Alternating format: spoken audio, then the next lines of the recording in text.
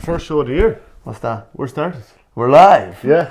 I mean, you going full Wayne's World at it. What a film. I'd have no hesitation Cassandra. saying she's a fox. I'd have no hesitation saying it's definitely in my top 3. It's been my top 2 films of all time. Really? Yeah. Ahead of Terminator 2.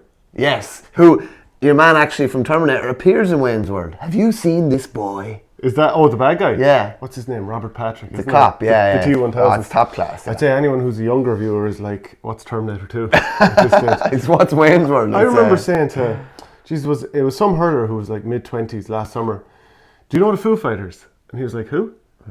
Honest to God. It's unreal, isn't it? Like, yeah. Honest to God. 10 years ago, they were not everywhere. Yeah, but you didn't like them anyway. No, I wasn't mad about them. You're talking to lads that are like, it could be the guts of 15 years younger than you. Yeah. Do you know what I mean? And there's just different things like they're talking about. Well, everyone's talking about Jerry Cinnamon and the likes, but they're talking about different names completely. Yeah, and they never heard of a Tamagotchi either, did they? I was only thinking about them the other day. I got one for my birthday when I was about 10. I think it died after a week. Yeah, that's probably because you didn't muck the shed out after it. Huh? Weren't you supposed to clean up its... Yeah, you have to do everything for it, basically, yeah. You're basically like, you're a parent, like, yeah. It was getting into parenting at a young age. Right, so let's talk about some of the players that are going to be away from their counties next year. And we'll start off with Cathal McShane, because the word is he's heading off to the Brisbane Lions. 2-year deal, massive blow to Tyrone. He's not the only player that's going to be away from their team for next year, and we'll get on to that. But him in isolation, like top scorer in the championship, Tyrone's most dangerous forward. I know Matty Donnelly when he went inside was brilliant, but like what a blow for a single team. Massive. I just saw a tweet from Cara O'Kane from the Irish News just before I came in here. Actually, he was just saying who would have thought that people would be saying how big of a loss Cathal McShane would be, but he was just the fulcrum of their attack. It was a one-man attack essentially. If you go back to the Dublin game in the league in Croke Park as well, I'm not saying it was a one-man band, but between him and Matty Donnelly, who's also going to be injured for most of the league, everything was centred around Cathal McShane. Everything just worked around him. Their whole game plan is around him. And that's the danger now. You'd wonder, like, what's their plan going to be next year? Well, like, look at the last few years. At different times they had Sean Kavanagh at the latter stages of his career. It wasn't really working for him inside. They had Mark Bradley inside. And then finally, things started to click when they put McShane. Yeah, big time. It kind of felt like it changed them. I know it didn't ultimately at the back end of last season, the way they faded out against Kerry. But even that day, he was class that day. He again was the main man.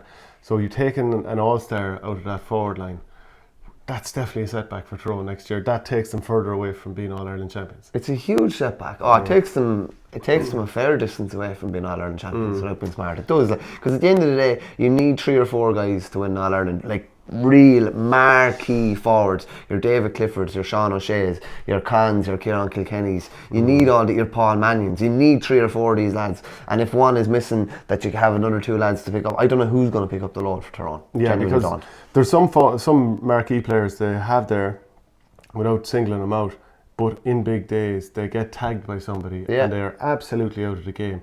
That didn't seem to be happening with Cathal McShane. Can't see him being bullied in any game ever, and I suppose that's the beauty for the He's 24. If anything, he's going to develop even more physically. He's going to turn into more of a bull. He was very, very hard to stop. Teams knew that was how good he was last year. As the championship went on, teams knew how good he was and still weren't able to stop him. He hasn't come out and spoken yet, and just before Christmas there was a word in one of the newspapers, there was no direct quote because I went looking for it, but that he wasn't going. So it's not set in stone. The question that I was asking myself afterwards when I thought about he's been signed at 24 is, number one, that really opens it up, especially now that GA is moving more and more towards AFL with the marks and all that kind of stuff. Teams down under are considering players that are heading towards their mid-20s. So what other players have been asked? Do you know, because there are a lot of marquee players within the GAA who are even younger than him. Like what's going to happen with David Clifford? Has he been contacted? No doubt he has if McShane has. By all accounts, he was a couple of years ago, by all accounts. But we're kind of setting it up for them in a lot of respects. And just say even the attacking mark that was used throughout last year's league, and it's going to be introduced, or it's going to be done in every game this year, basically. You are setting it up for them. You're basically... a lot of the games could be trials in themselves. If they're able to do these things, if they're able to field like where there's one or two lads around them, if they're able to field in these pressurised positions. I was chatting to Conor McKenna before Christmas, and he's just saying like the skills of the game don't take that long to pick up. He said, as in adjusting to the ball. Yeah, he said like we're all going out there. We've all played with a ball like our whole life. We're quite skillful. We're able to adapt to it. We're able to get the bounce after a while. It's not a big deal. He said the homesickness was the single biggest barrier. No skill or anything like that. And you see him doing like chip ups and dummy solos and stuff like that now. He says, I feel comfortable with the skills now.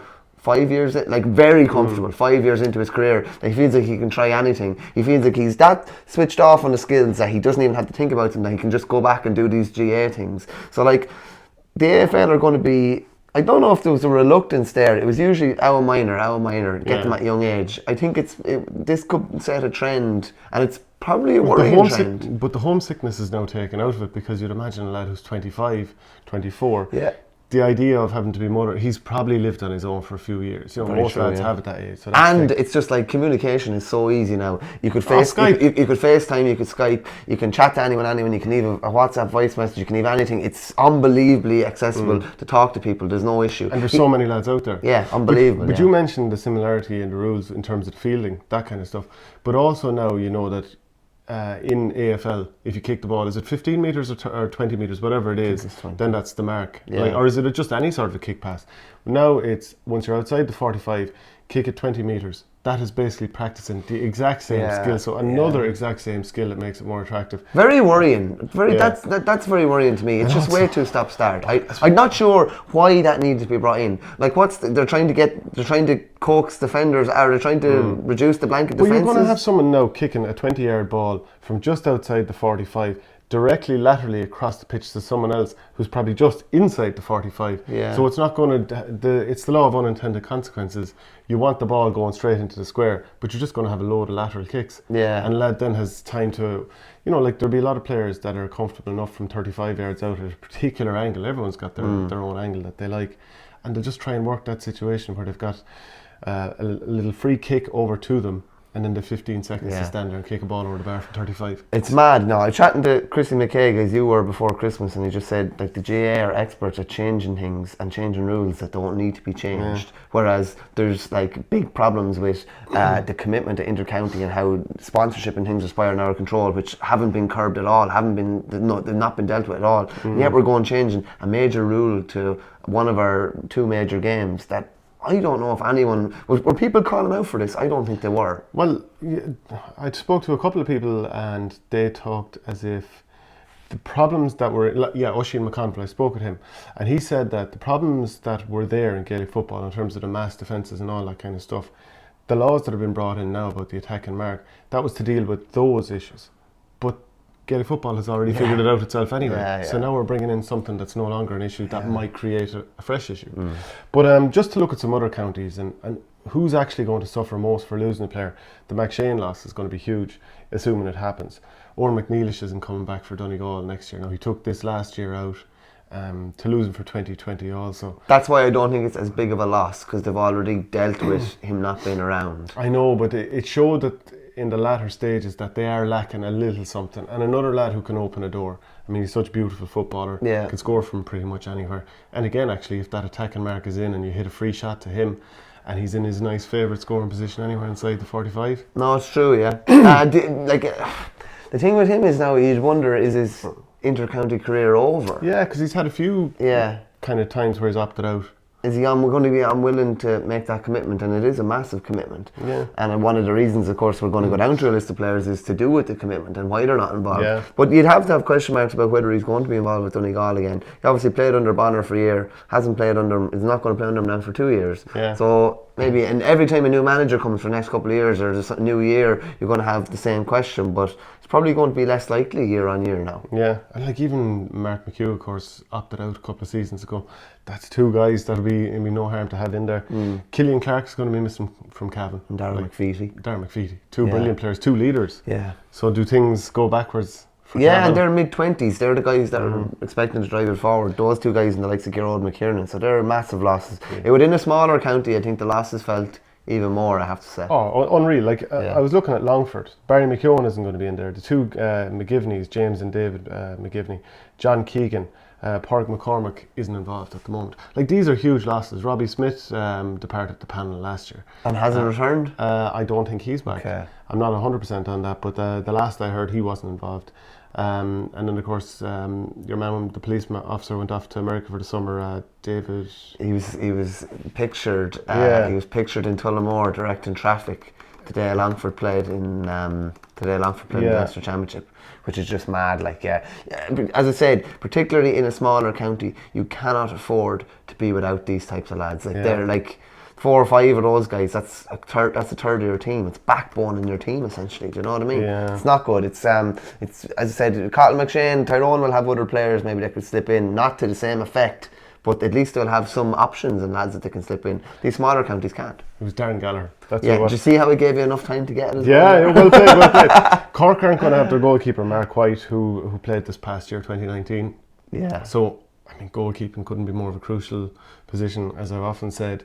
Not having a good kick out and just a good goalkeeper in general in Gaelic football and hurling is equivalent to not having a good set piece in rugby, which of course is a sport that shouldn't exist because it's such a waste of time. It takes so long to get a keeper in. It's all saying we have a good keeper or we'll go backup keeper, but to actually get him out and playing these competitive matches and get everyone understanding and knowing where they're supposed to be for kick out could take many games. So a loss of a goalkeeper is a big loss. And Donny and Paul Kingston, like there are plenty of others that have opted out for next year, but I suppose we'll just wrap it up with Donny and Paul Kingston for Laois. That's huge. I mean, Donny Kingston has been the linchpin of that attack for God knows how many years at this stage. So for Mike Quirk to lose him in year one, just devastating for him. Yeah, and Paul was starting to emerge as a nice foil to Donny as well, because invariably when Donny plays, he attracts their best defender, the opposition's best defender, and another guy close to him. And Paul was kind of taking a bit of attention away, and meaning that maybe that one lad that was trying to cover was leaning a bit towards Paul as well, and giving Donny a bit more. Meaning Donny could be even more of an outlet. So they're massive losses. To me, though, the biggest loss of them all for any football team next year is Gary Brennan not being involved with Clare. To me, he is the heartbeat of Clare, and I know Colin Collins would never say this openly, but when Gary Brennan told him that he wasn't going to commit for next year, part of him must have thought, Jesus, what am I going to be at next year? And I don't mean that to sound cruel with anything that's left, because Colin Collins has made them a lot more sustainable without a couple of big players. But you're losing everything on the pitch, and you're losing your biggest leader in the dressing room. When you talk about the moment he told Colin Collins, it's making me think. Remember when Lisa turns down Ralph in The Simpsons, and Bart does the slow mo. If you pause it here, you can see the exact moment. It's heartbreaking. Yeah. Michael Quinlivan for tip as well. Massive. Yeah, and they're huge losses. I do think though Gary Brennan, because Gary's unstoppable at the level Clare are playing at. Just below the top 7 or 8 counties, he's unstoppable at that level. They won't. And they would have been so reliant on him, and they would have just a lot of the time it would have been. They have other good ball winners. I can't think of the other guy's the other big guy midfielder. That was Conor O'Connell. Conor O'Connell, yeah. So they have another good guy there, but Gary was just he was such an outlet full forward as well. And remember back when they won the Division 3 final, they threw him in full forward for last minute against Kildare. He got that goal, or at least won the ball, I think. That must have been heartbreaking for Colin Collins, because you're kind of thinking, and I only kind of thought of it when I was thinking of that, it's like when Johnny Kelly said about Borrisley how 2018 was a write-off. When Brendan Matter, your best player, gets injured, essentially the year is a write-off. So I'm not saying 2020 is a write-off for Clare, but it's definitely going to be hard for them to progress.